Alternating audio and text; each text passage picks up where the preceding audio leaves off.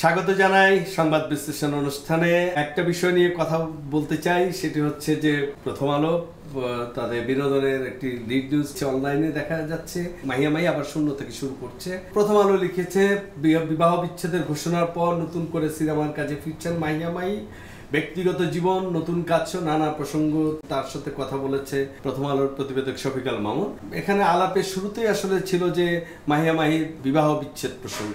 দর্শক, আমরা জানি মাহি অনেকটা হঠাৎ করেই কোনো কিছু বুঝতে না দিয়ে 2024 সালের যে জাতীয় সংসদ নির্বাচন, সেই নির্বাচনে অংশ নেওয়ার পরে নির্বাচনে পরাজিত হওয়ার পরেই মাহি অনেকটা আড়ালে চলে গিয়েছিল। সেই আড়াল ভেঙে মাহি একদিন রাতে ফেসবুকে লাইভ করে জানিয়ে দিল যে সে বিবাহ বিচ্ছেদের সিদ্ধান্ত নিয়েছে এবং রাকিব সরকারের সাথে আর কোনো বৈবাহিক সম্পর্ক সে রাখছে না।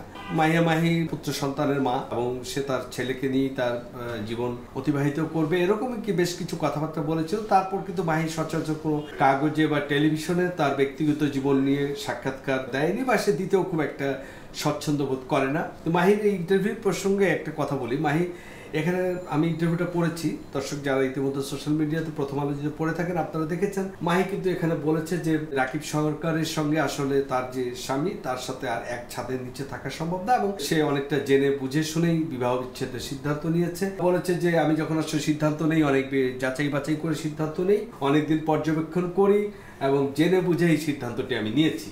মাহির একটি ব্যক্তিগত বিষয়, আমরা এই জায়গায় যা বলবো না মাহি কেন এমন সিদ্ধান্ত নিল বা মাহি এই সিদ্ধান্তটি নেওয়া কি সঠিক ছিল না ভুল ছিল, এটা আসলে মাহি বলতে পারবে। হয়তো আগামী দিনে মাহি কখন এই বিষয়ে আরও পরিষ্কার করবে।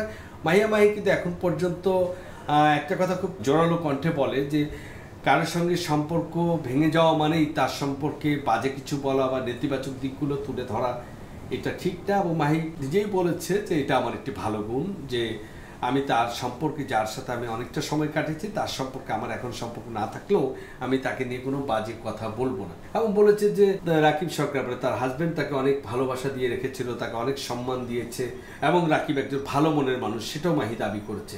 তাহলে সমস্যাটা আসলে কোথায়? আসলে পেছনের অনেক গল্প রয়েছে, আমরা আজকে সেই গল্প যাব না। আমরা আজকে বলবো যে মাহিয়া মাহি আবার নতুন করে ফিরে আসছে এবং নতুনভাবেই তার জন্য অনেকটা চ্যালেঞ্জ। কারণ একই তো তার দীর্ঘদিন মাহিয়া মাহির সরব উপস্থিতি নাই বললেই চলে, নিজেকে অনেকটা দূরে সরিয়ে রাখার পাশাপাশি নায়িকা সুলভ বা নায়িকার অবয়বে নিজেকে ক্যামেরার সামনে নিয়ে আসার জন্য যে ফিটনেস বা যে স্ট্রেংথ বা এখন আবার যে কঠিন এক ধরনের লড়াই, সেটা মাহিকে করতে হবে। মাহি নিজেকে সেইভাবে অভ্যস্ত করে তোলার জন্য নিশ্চয়ই প্রস্তুতি নিচ্ছে।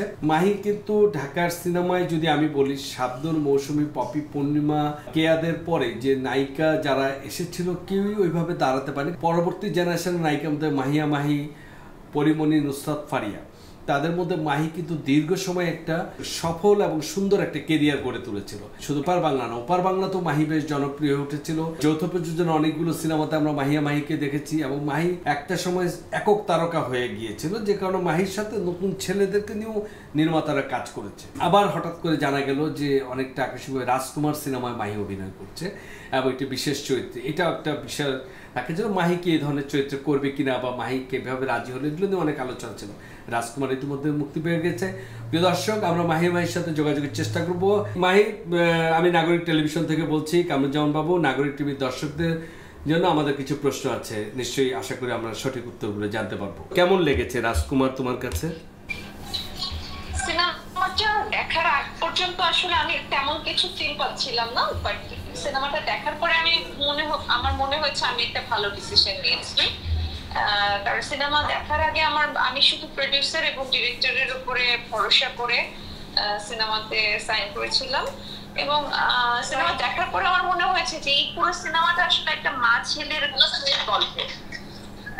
এই মা ছেলের গল্পে মানে আমার মনে হয়েছে যে এটা একটা পারফেক্ট, এটা একটা পারফেক্ট ক্যামিও ছিল। হ্যাঁ, আমরা পাশের দেশে দেখতে পাই যে বড় বড় স্টাররা একজন আরেকজনের সিনেমাতে ক্যামিও দেয়। ইভেন আমার সিনেমাতেই আমার দবিশের সংসারে শাকিব ভাইয়াও ক্যামিও দিয়েছিল একটা। বিষয়টা হচ্ছে যে আমার কাছে মনে হয়েছে যে এই ক্যামিওটা আমাকে একটা মাইলেজ দিবে। এটা আমার মানে অ্যাক্টিংটাকে আসলে কতটুকু ইমপ্রুভ করতে পেরেছি বা আমি আসলে অ্যাক্টিংটা মানে এটার উপরে এমফাসাইজ করেছি, দ্যাটস আসলে করা।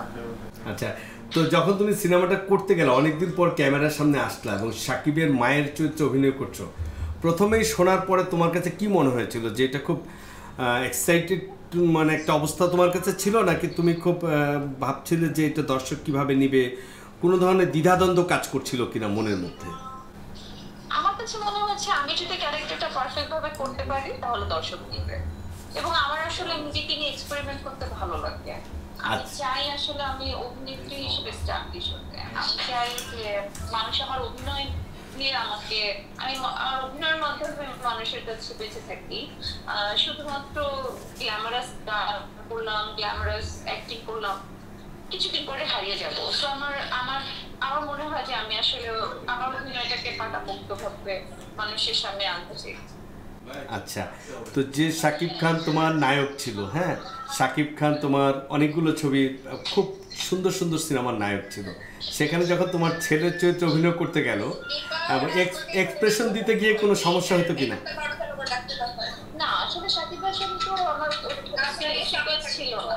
হ্যাঁ হ্যাঁ, আমার সিকোয়েন্স ছিল ছোট শাকিবের সাথে, রাইট। কোনো সমস্যা হয়নি। আচ্ছা আচ্ছা, সেই কারণে তোমার মেকআপটা নিয়ে তোমার কাছে কেমন লেগেছে? মানে তুমি যে বয়োবৃদ্ধ মেকআপ,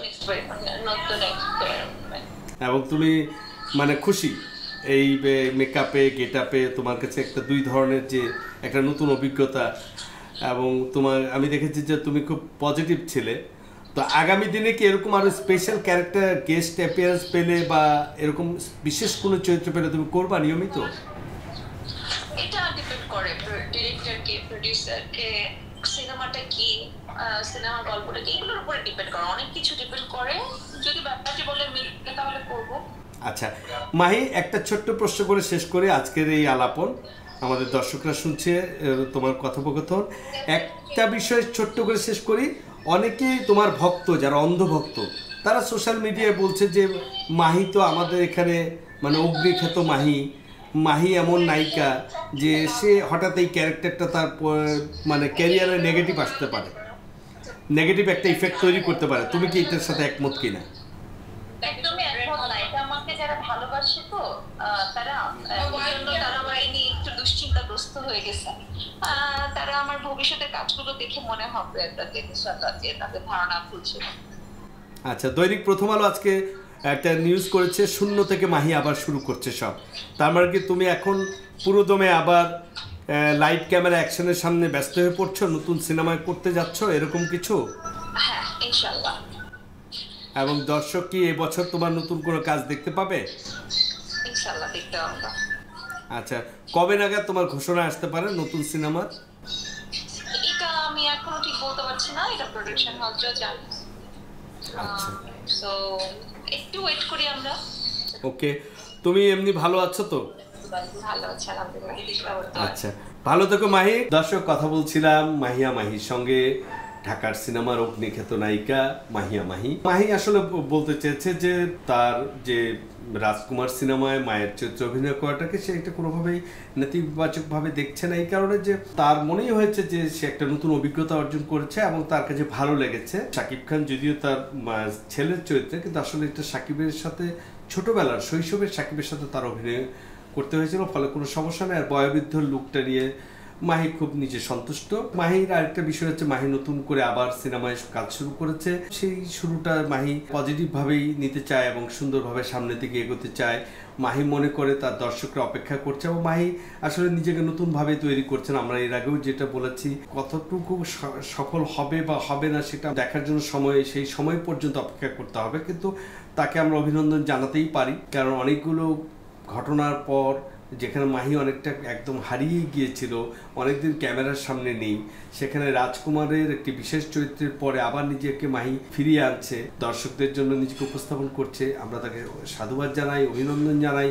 মাহি সফল হোক, তারকা আকাশে মাহি জল জল করে জ্বলুক, এটাই আমাদের প্রত্যাশা।